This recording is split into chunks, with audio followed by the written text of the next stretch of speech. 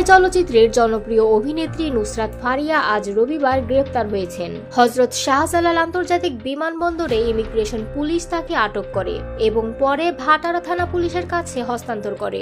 ভাটারা থানা সূত্রে জানা গেছে, একটি হত্যাচেষ্টা মামলায় তাকে গ্রেফতার দেখানো হয়েছে। এই মামলার বিষয়টি প্রথম প্রকাশ্যে আসে গত 29 এপ্রিল। তখন ভাটারা থানার ভারপ্রাপ্ত কর্মকর্তা মাজহারুল ইসলাম গণমাধ্যমকে বিষয়টি নিশ্চিত করেছেন। 2024 সালের বৈষম্য বিরোধী আন্দোলনের সময় সংগঠিত একটি ঘটনায় নুসরাত ফারিয়া সহ আরো কয়েকজনের বিরুদ্ধে মামলা হয়েছে। মামলায় নাম রয়েছে ঢালিউডের আরো কয়েকজন তারকার। তাদের মধ্যে রয়েছেন অপু বিশ্বাস, আসনা হাবিব, ভাবনা ও জায়েদ খান। মোট 17 জনকে আসামি করা হয়েছে এই মামলায়। মামলাটি দায়ের করেছেন এনামুল হক নামের এক ব্যক্তি। তার অভিযোগ, আন্দোলনের সময় যারা বিক্ষোভকারীদের দমন করতে সহযোগিতা করেছেন তাদের মধ্যে নুসরাত ফারিয়াও অন্যতম। মামলার অভিযোগ অনুযায়ী সাবেক প্রধানমন্ত্রী ও আওয়ামী লীগ সভানেত্রী শেখ হাসিনা এবং সরকারের সংশ্লিষ্ট 283 জন ব্যক্তিসহ আরো 3-4 স্বজ্ঞাত ব্যক্তিকে এই মামলায় অভিযুক্ত করা হয়েছে।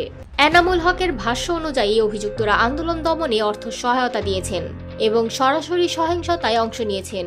তিনি দাবি করেন, আন্দোলন চলাকালে এক পর্যায়ে অন্য আসামিদের ছোড়া গুলি তার ডান পায়ে লাগে।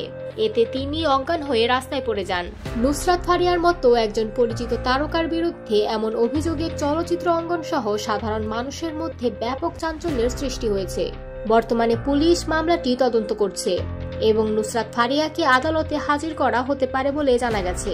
এই ঘটনা ঘিরে দেশজুড়ে নানা আলোচনা সমালোচনা চলছে।